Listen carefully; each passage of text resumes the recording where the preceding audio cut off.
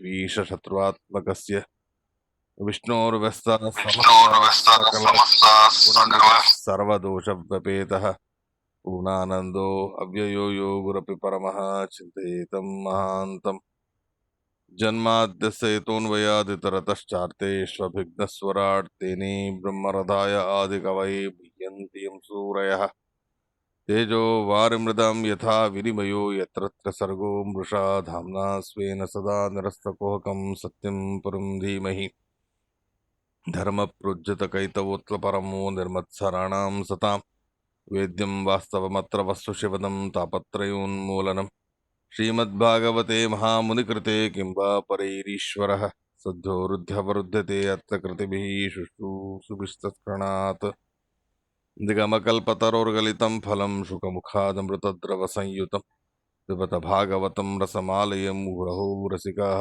भुवि भावुकाः नैमिषे अनिमिषक्षेत्रे ऋषयः शौनकादयः सत्रं स्वर्गाय लोकाय सहस्रसममासत् यं प्रव्रजन्तमनुपेतमपेतकृत्यं द्वैपायनो विरहकातर आजुहाव पुत्रेति तन्मयतया तरवोऽपि नेदुः तं सर्वभूतहृदयं मुनिमानतोऽस्मि स्वस्य सुसतामकलसन्मङ्गलानि भवन्तु श्लोकैकपठनश्रवणमात्रेण वक्तुश्च श्रोतॄणां निखिलकलिकृतकल्मषापनोदनपटतरे धर्माद्यखिलपुरुषार्थसाधनीभूते श्रीमन्महाभागवते अधिकिञ्चित् पूर्वकथाप्रमेयानुवादः विशेषतः भागवततात्पर्ये अधिकिञ्चित् पूर्वकथाप्रमेयानुवादः श्रीगुरुभ्यो नमः हरिः ओम् हरिः ओम् हरिः ओम् को वा भगवतस्तस्य पुण्यश्लोकेड्यकर्मणः शुद्धिकामो न शृणुयाद्यशः कलिमलापहम् तस्य कर्माण्युदाराणि परिगीतानि सूरिभिः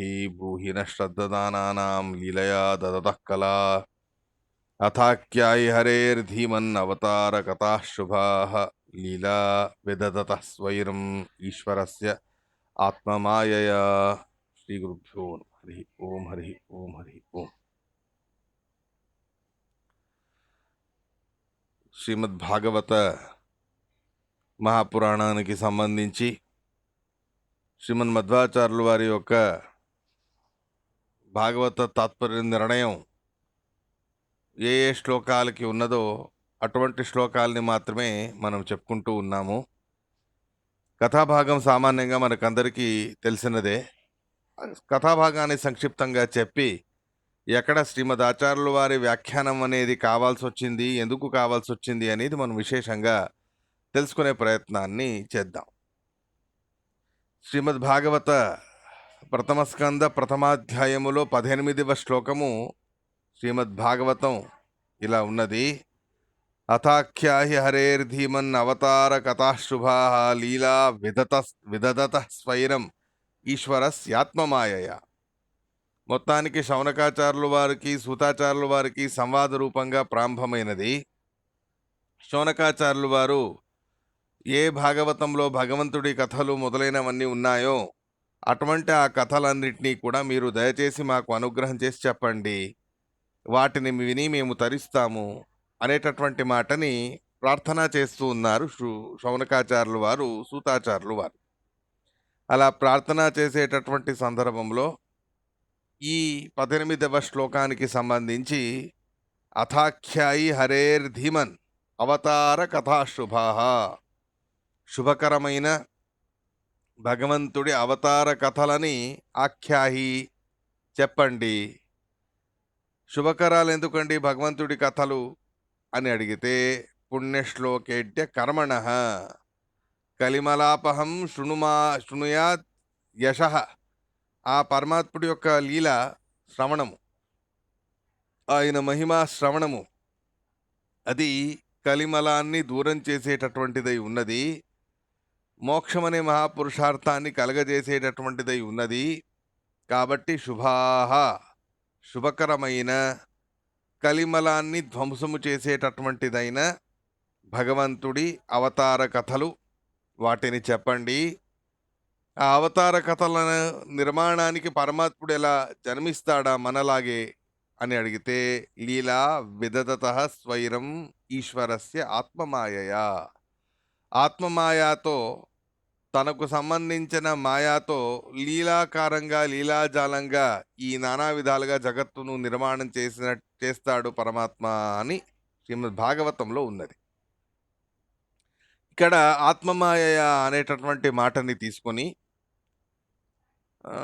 కొంతమంది అంతా పరమాత్ముడి యొక్క మాయతో నిర్మాణమైనది, మాయా మాయ అంటే మిథ్యా అనే అర్థాన్ని లోకప్రసిద్ధిగా ఉన్నదాన్నే చెబుతారు. కాబట్టి శ్రీమద్ భాగవతమే ఆత్మమాయ తన యొక్క మిథ్యా బుద్ధితో అనేటటువంటి మాటని చెప్పినట్టయింది. అలాంటప్పుడు తన యొక్క మిథ్యా బుద్ధితో అనేటటువంటి మాటని మీరు ఎందుకు ఒప్పుకోరు? ఇదంతా మిథ్య అని భాగవతమే చెప్తున్నప్పుడు మీరెందుకు మిథ్య కాదు అని అంటారు అని మన మీద ఆక్షేపం. దానికి ఆత్మమాయ అనే శబ్దం ఉందన్న మాత్రాన భగవంతుడు తన మాయాశక్తితో ఈ రకంగా చేస్తాడు అంటే వాళ్ళ వర్షన్. అద్వైతుల వర్షన్ ఏంటి అంటే ఆత్మమాయ పరబ్రహ్మనే పారమార్థిక సత్తు. ఆ పరబ్రహ్మ పారమార్థిక సత్యమైన ఆ పరబ్రహ్మకి మాయా, ఆత్మమాయ అంటే తనకు సంబంధించి అవిద్య అనేది ప్రాప్తించింది, తనకు సంబంధించి అజ్ఞానం అనేది వచ్చింది. ఆ అజ్ఞానం అనేది రావడంతోనే ఇలా వివిధ ప్రకారాలుగా జీవులు, జగత్తు ఇత్యాదులు భగవంతుడి కంటే భిన్నము కానివి, భగవంతుడికి బ్రహ్మ కంటే భిన్నమైనటువంటివై ఈ పదార్థాలన్నీ కూడా మనకు కనిపిస్తున్నాయి అని వాళ్ళ వర్జన్. మొత్తానికి సిద్ధాంతపరంగా మనం ఆలోచిస్తే భాగవత శ్లోకము కూడా ఆత్మమాయ అనే శబ్దాన్ని చెప్పినప్పుడు ఇదేంటిది మాయాశక్తి అంటున్నారు, మాయా అని ఏదైతే వాళ్ళు చెప్తారో అటువంటి మాయా అనే దాన్ని ఇక్కడ కూడా చెప్తున్నారు కదా అని మనకు అనిపిస్తుంది. కానీ శ్రీమదాచార్యుల వారు దీనికి వ్యాఖ్యానం అనేది చేయకపోతే మనకు వాళ్ళ ఆక్షేపానికి సమాధానమే దొరకదు. ఆత్మమాయ భగవంతుడికి సంబంధించిన మాయ అంటే అవిద్య, అజ్ఞానం. ఆ అజ్ఞానం వలన ఈ రకంగా అంతా కూడా జరుగుతూ ఉన్నది అని మేము చెప్తాం కదా అద్వైతులం. అలాంటిది మీరెందుకు ఖండన చేస్తారు? మీ భాగవతమే మేము చెప్పినట్టు చెప్తుంది కదా అనేటటువంటి మాటని వాళ్ళు ఆక్షేపిస్తే దానికి మనం సమాధానం చెప్పడానికి లేదు. కాబట్టి శ్రీమద్ ఆచార్యుల వారు మనకు సహాయం చేయడానికి, వాళ్ళకి సమాధానం చెప్పడానికి ఈ రకంగా ఈ శ్లోకానికి వ్యాఖ్యానం అనేది చేశారు.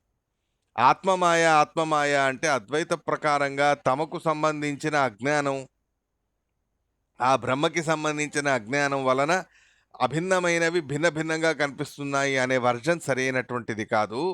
ఆ రకమైనటువంటి చెప్పడం అనేది సరైనటువంటిది కాదు. ఎందుకు అంటే ఆత్మమాయ శబ్దానికి అందరూ అనుకున్నట్టు మిథ్యా అనే అర్థం లేదు. ఆత్మమాయా శబ్దానికి స్వరూపభూతమైన ఇచ్ఛ అని అర్థం ఉన్నది అని శ్రీమదాచార్యుల వారు చెబుతారు. వాళ్ళు చెప్పేది ఆత్మమాయ పరబ్రహ్మకి వచ్చిన అజ్ఞానం, ఆ అజ్ఞానం వలన భిన్నంగా ఈ జగత్తంతయు కూడా కనిపించడం మొదలైంది అని వాళ్ళు. కానీ ఆత్మమాయ అనే శబ్దానికి స్వరూపభూతమైనటువంటి ఇచ్ఛ, సంకల్పం. ఇచ్ఛ అంటే సంకల్పం. ఇది చెయ్యాలి అని అనిపించడం ఏది ఉంది కదా, ఇలా చెయ్యాలి అని అనిపించడాన్ని సంకల్పం అని అంటారు. దాన్నే ఇచ్ఛ అని కూడా అంటారు. అలాంటి ఆ అర్థాన్ని శ్రీమదాచార్యుల వారు చెబుతారు. మరి వాళ్ళు చెప్పారు, మీరు చెప్పారు, మీదెందుకు మేము స్వీకరించాలి? ఆత్మమాయ అనే దానికి భగవంతుడికి అంటే బ్రహ్మకి సంభవించిన అజ్ఞానం అని ఎందుకు అర్థం కాకుండా మీరు చెప్పిన ప్రకారంగా స్వరూపభూతమైన ఇచ్ఛ అని అవ్వాలి అని అడిగితే మా అభిప్రాయానికి ప్రమాణం అనేది కూడా ఉన్నది అని శ్రీమదాచార్యుల వారు స్కాంద పురాణంలోనే ఉండేటటువంటి ప్రమాణ వచనాన్ని ఈ సందర్భంలో మనకు ప్రస్తావన చేసి చెబుతారు.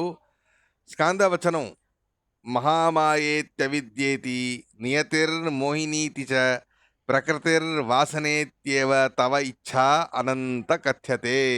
ఇది స్కాంద పురాణం. అనంత, హే నాచరహితుడైన పరమాత్మ, అనంత పద్మనాభ, మహామాయ అని లేదా అవిద్య అని, నియతిర్ నియమన చేసేది అని, మోహిని మోహాన్ని కలగజేసేది అని, ప్రకృతి మూలభూతమైన లక్ష్మీ రూపమైన ప్రకృతి లేదా జడమైనటువంటి ప్రకృతి, వాసన అనే అభిప్రాయాన్ని అంటే మెమరీస్, పదార్థాలని చూసినప్పుడు వాటి తాలూకా కొన్ని గుర్తులు మనకు ఉంటాయి. కొన్ని మెమరీస్ అనేవి మనకు ఉంటాయి.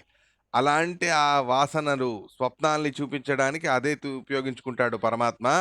వాసన అంటే మనం జాగ్రత్త అవస్థలో ఏ పదార్థాలను చూస్తామో, జాగ్రత్త అవస్థలో ఏ పదార్థాన్ని అనుభవిస్తామో, వాటి తాలూకా కొన్ని మెమరీస్ అనేవి, కొన్ని గుర్తులు అనేవి మనకు మనసులో స్టోర్ అయి ఉంటాయి.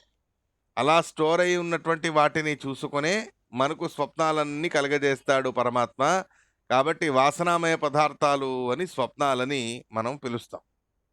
అటువంటి ఆ వాసన అనేటటువంటి వ్యవహారం ఇత్యాదులు ఏవైతే ఉన్నాయో అవన్నీ తవ ఇచ్ఛా అనంత కథ్యతే. హే అనంతనామక పరమాత్మ, ఇదంతయు కూడా నీ ఇచ్ఛయే, నీ ఇచ్ఛనే, నీ సంకల్ప శక్తినే మహామాయ, అవిద్య, నియతి, మోహిని, ప్రకృతి, వాసన ఇన్ని పేర్లతో పిలువబడుతుంది నీ సంకల్పం అని స్కంద పురాణంలోనే చెబుతూ ఉన్నారు. ఇలాంటి ఈ స్కంద పురాణాన్ని మనం గమనించినప్పుడు, స్కంద పురాణ వచనాన్ని మనం చూసినప్పుడు పరమాత్ముడి మాయ అంటే పరబ్రహ్మకి సంబంధించిన మాయ అనే దానికి వాళ్ళ దగ్గర ఏ ప్రమాణం లేదు. మనం చెప్పే అర్థానికి చాలా చక్కగా స్కంద పురాణ వచనమే ప్రమాణంగా ఉన్నది. కాబట్టి మహామాయ ఇత్యాదులేమున్నాను కూడా లోక వ్యవహారంలో, శాస్త్ర వ్యవహారంలో అంతా మాయ, అంతా మాయ అని అంటే అంతా మిథ్య అని అర్థం కాదు. మాయా, మహామాయ ఇత్యాది ఏ వ్యవహారాలు చూసినా అవన్నీ విష్ణు సంకల్పాలు, నారాయణుడి సంకల్పాలు అనే అర్థాన్ని మనం తెలుసుకోవాలి. అందుకు కొంతమంది వ్యవహారాలు అంటారుగా అంతా మాయా అండి, అంతా మిథ్య అనే అభిప్రాయాన్ని వాళ్ళు చెబుతారు. ఇక ముందు ఎవరైనా అంతా మాయా అండి అని అన్నారనుకోండి, మాయా అంటే ఏంటండి అని అడగండి. తక్షణ మిథ్య అని వాళ్ళు చెబుతారు. అలా మిథ్య అని చెబితే తప్పు. మాయా, మహామాయ ఇత్యాది అవిద్య ఇత్యాదులన్నింటినీ కూడా భగవంతుడి ఇచ్ఛ, సంకల్పం అనేటటువంటి మాటని చెబుతూ ఉన్నాయి అనేది వాడికి స్పష్టంగా ఈ ప్రమాణాన్ని ఇచ్చి మనం చెప్పవచ్చు. మొత్తానికి ఇదంతా అవిద్యా నిర్మితం అని అంటారు. అవునండి, అవిద్యా నిర్మితమే. అవిద్య అంటే ఏమిటి? అజ్ఞానం అని వాళ్ళు కాదు. ప్రమాణాన్ని గమనించినప్పుడు అవిద్య అంటే భగవంతుడి ఇచ్ఛతో నిర్మితమైనది అని అర్థం వస్తుంది. మోహిని, మోహం అండి, ఇదంతా మోహం అనే వ్యవహారం ఉందిగా లోకంలో. అంతా మోహం అండి, ఏం చేయాలి చెప్పండి? అంతా మోహం అని అంటారు. అవును, అంతా మోహమే. మోహం అంటే ఏంటి? మళ్ళీ మిథ్య అనే అర్థాన్ని తీసుకుంటారా? పొరపాటు. మోహం అంటే మళ్ళీ స్పష్టంగా నారాయణుడి యొక్క ఇచ్ఛ అనేటటువంటి అర్థమే ఇక్కడికి మనం తీసుకోవాలి. మొత్తానికి శాస్త్ర పరిభాషలలో లేదా లౌకికమైన వ్యవహారాలలో ఎక్కడైనా అంతా మాయ, మోహం, అవిద్య ఇత్యాది ఏవైనా మనం చెప్పినా అవన్నీ కూడా కేవలం భగవంతుడి సంకల్ప శక్తి అనే అర్థాన్ని మనం తెలుసుకోవచ్చు. ఇలాంటి నానా రీతిగాను కూడా భగవంతుడు తను లీల అనేది నిర్మాణం చేసి లీలాజాలంగా నానా విధాలుగాను కూడా జగత్తు యొక్క సృష్ట్యాదులన్నీ చేస్తాడు. అంటే తన సంకల్ప శక్తితో, ఇచ్ఛాశక్తితో నానా విధాలుగాను కూడా జగత్తుని నిర్మాణం చేస్తాడు అనేది స్పష్టమైంది. ఇప్పుడు ఇచ్ఛాశక్తి అనే దాని గురించి చెబుతారు. ఏమిటండి ఇచ్ఛాశక్తి అంటే అని అంటే భగవంతుడికి సంబంధించి 3 శక్తులు విశేషంగా జగత్తు యొక్క నిర్మాణానికి కారణం అని చెబుతారు. వాళ్ళు ఒకటే చెబుతారు, అద్వైత ప్రకారంగా అవిద్య లేదా మాయ లేదా మోహిని ఇదే కారణం అని అంటారు. అది మిథ్య అనే అర్థంలో తీసుకుంటే. కానీ అలా కాదు, భగవద్ ఇచ్ఛ అని మనం చెబుతాం. ఆ భగవద్ ఇచ్ఛ అనే అర్థాన్ని తీసుకున్నప్పుడు ఇచ్ఛ అనేది ఏంటి అనడానికి విష్ణు సంహిత పురాణాన్ని కోట్ చేస్తూ ఇచ్ఛ అనే శబ్దానికి కూడా ఎన్నో రకాలుగాను కూడా అర్థాలు చెబుతారు. అంటే 3 రకాల ఇచ్ఛాశక్తులు ఉన్నాయి, 3 రకాల శక్తులు ఉన్నాయి అనేటటువంటి మాటని చెబుతారు. ఈ భాగవత సారోద్ధారంలోనూ కూడా 3 శక్తుల గురించి మంగళాచరణంలో ప్రస్తావన చేస్తారు. ఈ మాద్నూరు యతిశ్రేష్ఠులైన వారు విష్ణు తీర్థుల వారు, వారిదే భాగవత సారోద్ధారాన్ని మీరు ప్రాశా విని ఉంటారు. అక్కడ మొదటి శ్లోకంలోనే ఈ 3 శక్తుల గురించి ప్రస్తావన చేస్తారు. అవి ఏమిటవి 3 శక్తులు అంటే ఇక్కడ చెబుతారు, ఇచ్ఛాశక్తిర్ జ్ఞానశక్తి, క్రియాశక్తిర్ ఇతి త్రిధ, శక్తి శక్తిమతోశ్చాపి నభేద కష్టనేష్యతే. ఇది విష్ణు సంహిత అనేటటువంటి గ్రంథంలోని వచనం. ఏం చెప్తున్నారు? భగవంతుడు జగత్తును సృష్టి చేయడానికి 3 శక్తులని ఉపయోగించుకుంటాడు. ఏమిటది?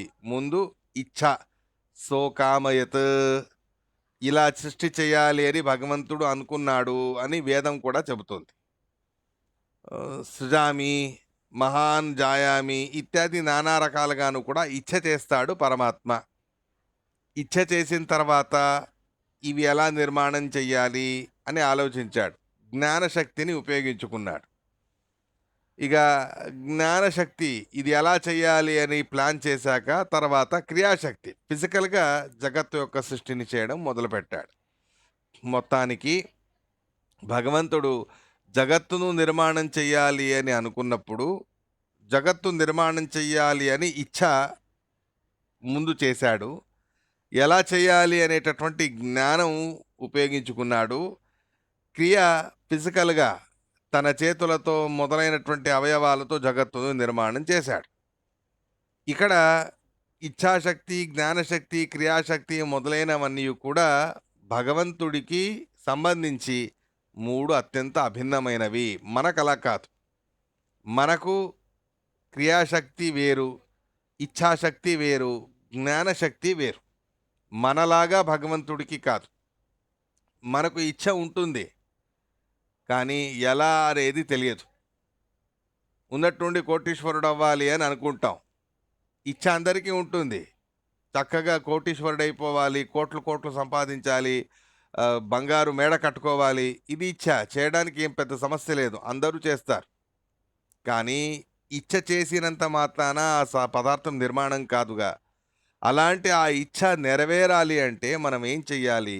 ఏం చేస్తే నేను అనుకున్నది సాధించగలను అనేటటువంటి జ్ఞానం కూడా ఉంటే గాని మన ఇచ్ఛ అది క్రియారూప దశకి రాదు.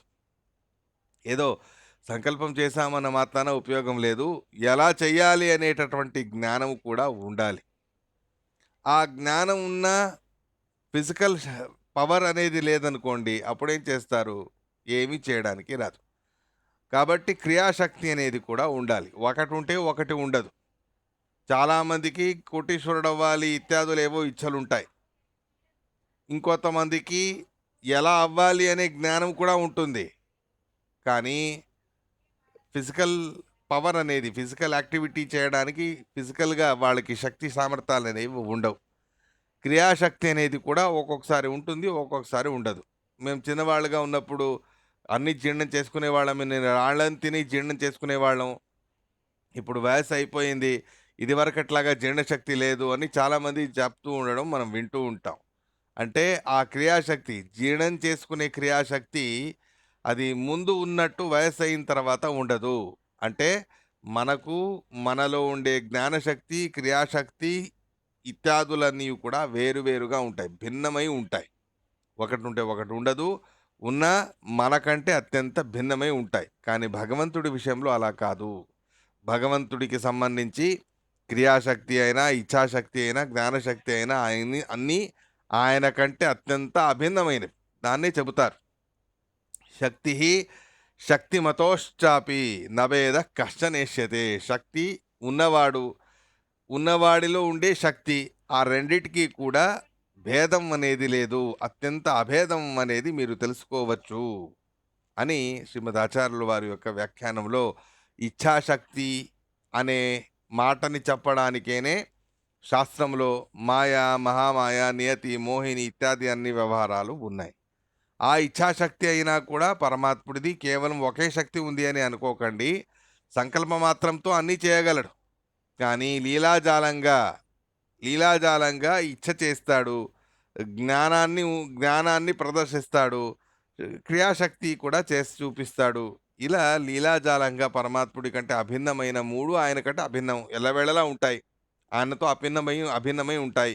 అలాంటి వాటిని తను ఉపయోగించుకొని ఈ రకంగా తను చేసి చూపిస్తాడు. జగత్తు యొక్క సృష్టి స్థిత్యాదులు ఇలాంటి ఆ పరమాత్ముడు ఇచ్ఛశక్తితో, జ్ఞానశక్తితో, క్రియాశక్తితో చేసేటటువంటి జగత్తుకు సంబంధించిన సృష్టి స్థితి సంహారాదులు ఏవైతే ఉన్నాయో అవన్నిటినీ కూడా మాకు చెప్పండి అని శౌనకాచార్యుల వారి అభిప్రాయం అని చెబుతారు.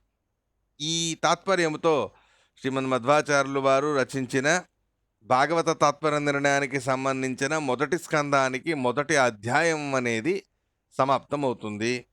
ఇది శ్రీమదానంద తీర్థ భగవత్పాదాచార్య విరచితే శ్రీమద్ భాగవత తాత్పర్య నిర్ణయే ప్రథమ స్కందే ప్రథమో అధ్యాయ. ఇలా మొదటి అధ్యాయానికి ఇన్ని వ్యాఖ్యానాలు, ఇంకా కొన్ని శ్లోకాలు ఉన్నాయి. మొదటి అధ్యాయంలో సుమారుగా 23 శ్లోకాలు ఉన్నాయి. 23 శ్లోకాలకి శ్రీమదాచార్యుల వారు వ్యాఖ్యానం చేయలేదు. ఆ 23 శ్లోకాలలో ఓ 5, 6, 7 శ్లోకాలకి వ్యాఖ్యానం చేశారు. అలా ఏ శ్లోకాలకి వ్యాఖ్యానం అనేది చేశారో వాటిని మాత్రమే నేను ప్రత్యేకంగా ఈ భాగవత తాత్పర్య నిర్ణయం అనేటటువంటి పాఠంలో వాటిని మాత్రమే నేను చెబుతూ ఉన్నాను. భాగవతానికి సంబంధించిన అన్ని శ్లోకాలు నేను చెప్పట్లేదు. ఏ శ్లోకాలకి మధ్వాచార్యులు వారు వ్యాఖ్యానం చేశారు, భాగవత తాత్పర్య నిర్ణయాన్ని రాశారు, అటువంటి శ్లోకాల్ని మాత్రమే నేను హైలైట్ చేసి చెప్తున్నాను. కాబట్టి కొన్ని నెలల్లో అయిపోతుంది, కొన్ని సంవత్సరాలు పట్టేది. భాగవతం ఒక్కొక్క శ్లోకం చెప్పాలి అంటే కొన్ని సంవత్సరాలు పడుతుంది. 2 సంవత్సరాలు 3 సంవత్సరాల దాకా పడుతుంది. కానీ భాగవత తాత్పర్య నిర్ణయం అలా కాదు, కొన్ని నెలలలో మ్యాక్సిమం అయిపోతుంది. ఇప్పుడు 2వ అధ్యాయం సూతాచార్యులు వారు చెప్పేటటువంటి శ్లోకం, యం ప్రవ్రజంతం అనుపేతమపేత కర్త్యం ద్వైపాయనో విరహకాతర ఆజుహావ పుత్రేతి తన్మయతయా తరవోపి నేదుహూతం సర్వభూత హృదయం మునిమానతోస్మి అనేటటువంటి శ్లోకం. సామాన్య అర్థాన్ని మనం చూసుకుంటే, యం ప్రవ్రజంతం అనుపేతం, అనుపేతం ఏది తనతో పాటు తీసుకోకుండా, అపేత కృత్యం చేయవలసిన పనులు ఏవీ లేకుండా, ప్రవ్రజంతం సన్యాసాన్ని స్వీకరించాలి అని వెళ్ళినటువంటి తమ కుమారుడైన శుకాచార్యుల వారి గురించి, ద్వైపాయనో విరహకాతరః, ఆ సుతుడు పుత్రుడి యొక్క విరహాన్ని తట్టుకోలేక ద్వైపాయనుల వారు వేదవ్యాస పరమాత్మ పుత్రేతి హే కుమారా అని గట్టిగా ఆ పిల్లవాడిని, తమ కుమారుణ్ణి పిలిచారు. అలా ఆ శుకాచార్యుల వారిని వేదవ్యాసుల వారు పిలిస్తే ఆయన రాలేదు, కానీ ఆయనకి బదులుగా తన్మయతయా తరవోపినేదుహు, అక్కడ చుట్టుపక్కల ఉండేటటువంటి వృక్షాలు మొదలైనవన్నీ కూడా ఆ శుకాచార్యుల వారే పలికినట్టు ఈ వృక్షాలు ఇత్యాదులన్నీ కూడా పలికాయి. నేను మీ దగ్గరే ఉన్నాను కదా, ఈ రకంగా నేను మీ దగ్గరే ఉన్నప్పుడు నా విరహం మీకు ఎక్కడ సంభవిస్తుంది? సర్వభూత హృదయం, నా దగ్గర ఉన్నామంటే వృక్షాలు ఉన్నాయిగా, చెట్లు ఉన్నాయిగా, వీటిలో నువ్వెక్కడున్నావు అని అడిగితే, సర్వభూత హృదయం, సకల జీవరాశుల హృదయాంతర్యామిగా ప్రేరణ చేయడానికి మనోనియామకుడిగా ఉంటూ నేనున్నాను అని సమాధానమిచ్చారు శుకాచార్యుల వారు. అటువంటి ఆ శుకాచార్యుల వారు అనబడే ముని తెలుసుకోవలసినవన్నీ తెలుసుకుని ఉన్నటువంటి మహానుభావుల్ని ఆనతోస్మి, విశేషంగా నమస్కారం అనేది చేస్తున్నాను అని శ్లోకంలో ఉన్నది. దీనికి కూడా శ్రీమద్ మధ్వాచార్యుల వారి యొక్క వ్యాఖ్యానం అనేది చెబుతారు. అనుపేతం అని అంటారు. ఇది అనుపేతం అనే శబ్దానికి శ్రీమదాచార్యుల వారు చెప్పేటటువంటి వ్యాఖ్యానం.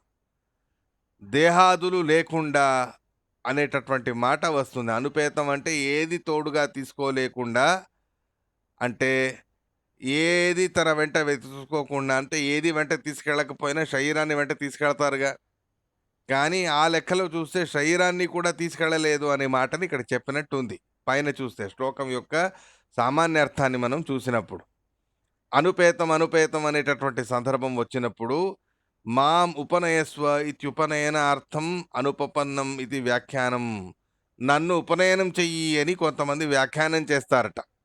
అంటే చాలా విచిత్రమైన వ్యాఖ్యానాలు ఉన్నాయి శ్రీమద్ భాగవతానికి.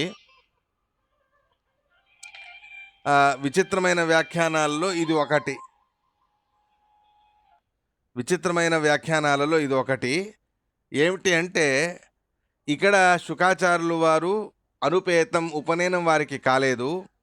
వారికి ఉపనయనం కాలేదు కాబట్టే వారు నాకు ఉపనయనం చేయలేదు కదా అని కోపగించుకొని వేదవ్యాసుల వారిని విడిచిపెట్టి వెళ్ళారు అని కొంతమంది వ్యాఖ్యానం చేస్తారు. భాగవతానికి ఎన్నో వ్యాఖ్యానాలు ఉన్నాయి, కానీ మొత్తానికి అలా వ్యాఖ్యానం చేసేవాళ్ళు ఉన్నారు. ఇలా ఉపనయనం లేకుండా ప్రవ్రజంతం అంటే సన్యాసం తీసుకోవడం, ఉపనయనం కాకుండా సన్యాసాన్ని ఎలా తీసుకుంటారండి? డైరెక్ట్‌గా సన్యాసాశ్రమం లేదు. బ్రహ్మచారి ఆశ్రమాన్ని స్వీకరించి, గృహస్థాశ్రమాన్ని స్వీకరించి, తర్వాత సన్యాసాన్ని స్వీకరించాలి. లేదా బ్రహ్మచారి ఆశ్రమము ద్వారానే నేరుగా సన్యాసం తీసుకోవచ్చు. మొత్తానికి బ్రహ్మచారి ఆశ్రమము అనేది స్వీకరిస్తే గాని సన్యాసం తీసుకోవడానికి లేదు. అలాంటప్పుడు అనుపనీతస్య, ఉపనయనం కానటువంటి ఈయనకి సన్యాసానికి వెళ్ళడం అనేది అనుపపన్నమైనటువంటి అర్థమవుతుంది. అది సరైనటువంటి వ్యాఖ్యానం అనేది కాదు. అలాంటప్పుడు అనుపేతం అనే మాటకి శ్రీమదాచార్యుల వారు చెప్పేటటువంటి అర్థమైన ఎలా సరిపోతుంది అని అడిగితే, దేహాదిభి అనుపేతం అని శ్రీమదాచార్యుల వారు అంటారు. దేహాదులతో లేకుండా, దేహాదులను విడిచిపెట్టి అనే అర్థం వస్తుంది. ఆ దేహాదుల్ని విడిచిపెట్టైనా ఆయన ఎలా వెళ్తారండి? శుకాచార్యుల వారు వెళితే దేహం సహితంగానే వెళ్ళాలిగా.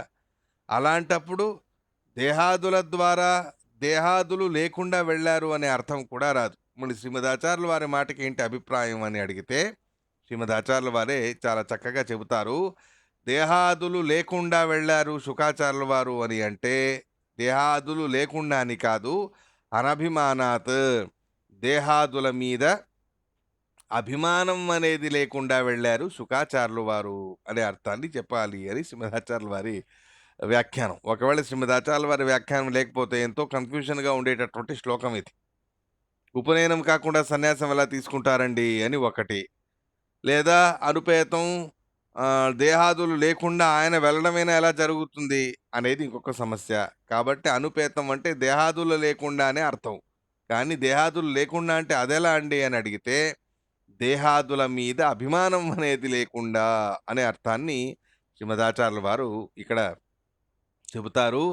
అభిమానాభావం, శరీరం నాది నాది నాది అని అనుకున్నంత వరకు దాని మీద అభిమానం అనేది ఉంటుంది. మమత, అభిమానాలు, ఆ శరీరానికి ఏదైనా చిన్న గాయం కలిగినా మనం దానికి బాధపడతాం.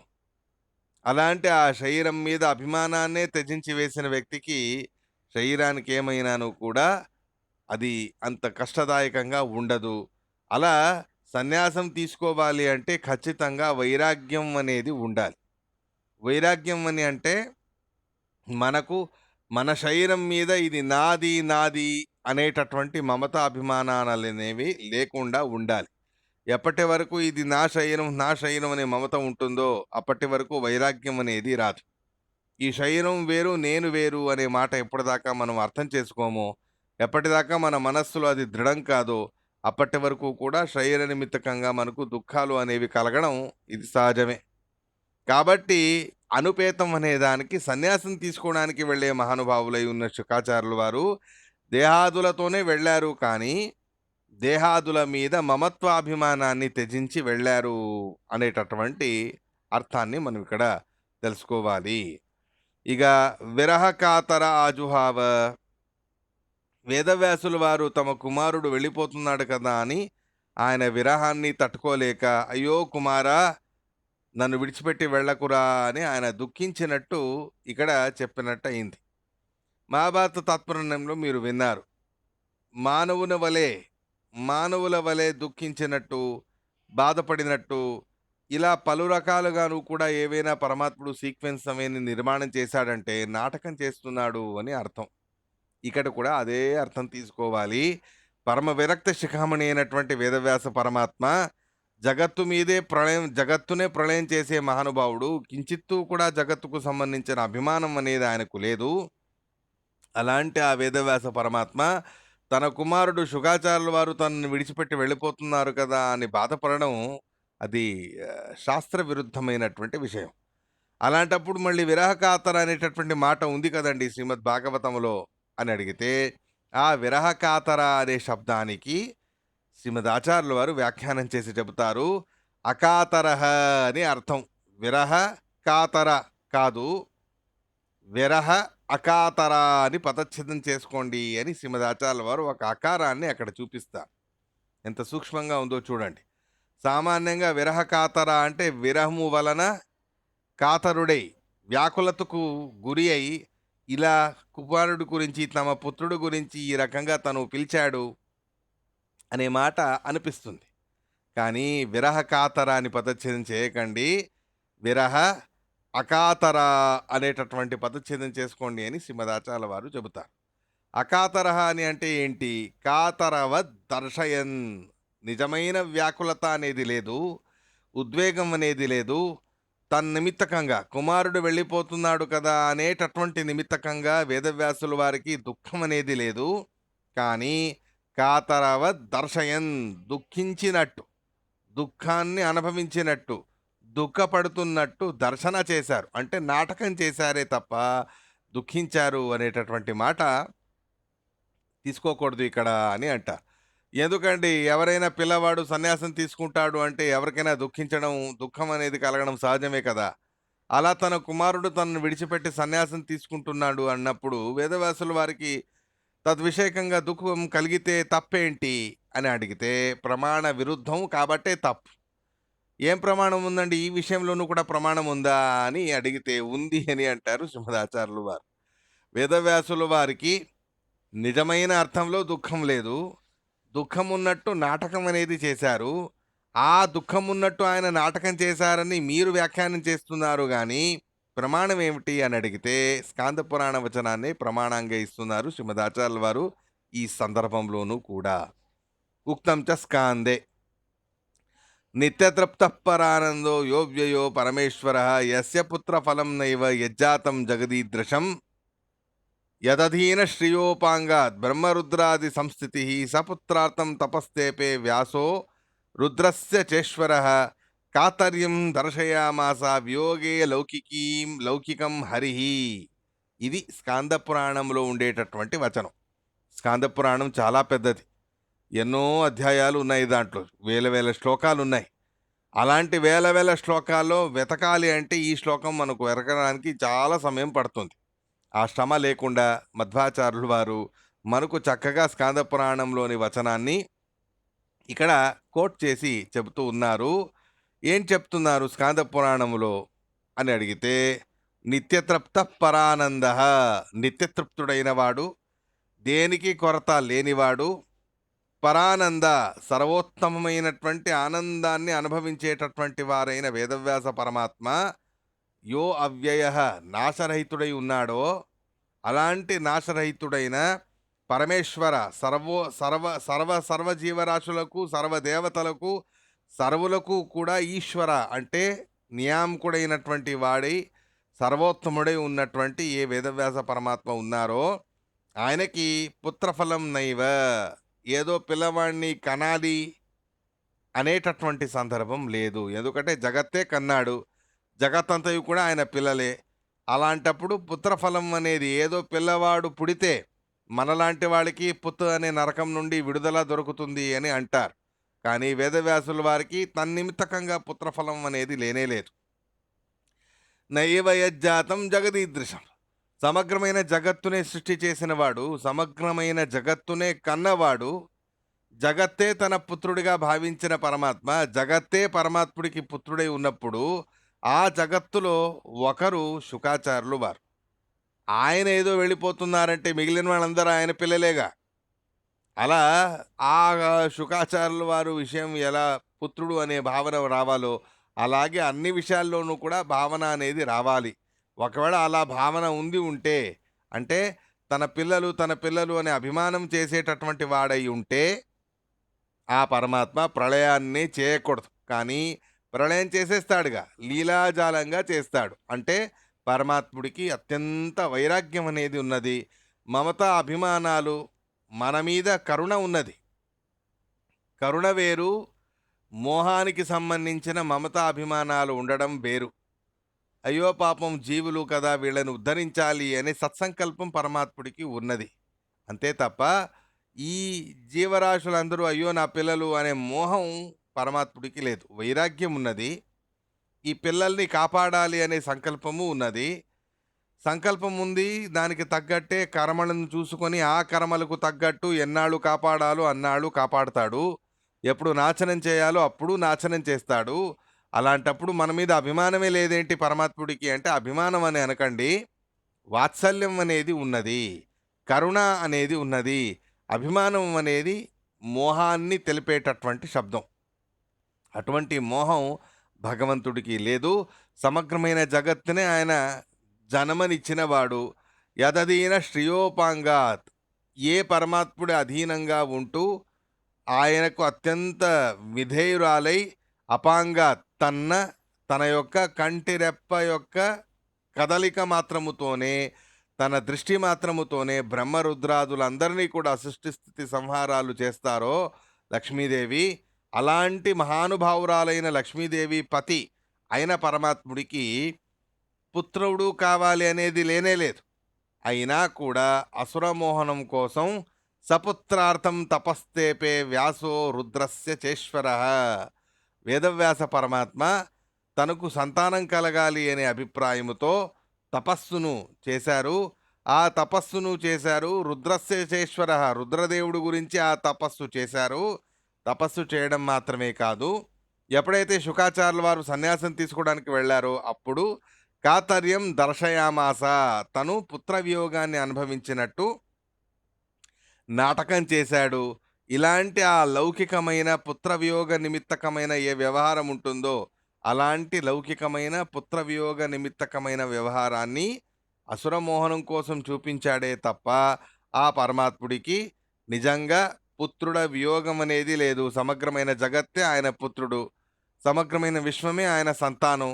అలాంటప్పుడు శుకాచార్యుల వారి గురించి ఆయన బాధపడే సందర్భం అనేది లేదు. కానీ బాధపడినట్టు నాటకం చేశారు కేవలం అసురమోహనం కోసం. రెండోది, శుకాచార్యుల వారు సర్వజీవరాశుల మనోనియామకులైన రుద్రదేవుడి అవతారం అనే మాటని కూడా తెలపాలి అనే అభిప్రాయముతో ఈ రకంగా తను నాటకాన్ని నిర్మాణం చేశాడే తప్ప యథార్థంగా చూస్తే అది కేవలం అసురమోహకమైనటువంటి ఒక లీల అనేది మనం తెలుసుకోవాలి. ఉద్యోగ పర్వంలోనూ కూడా ఈ మాటని ఈ రకంగా చెబుతారు.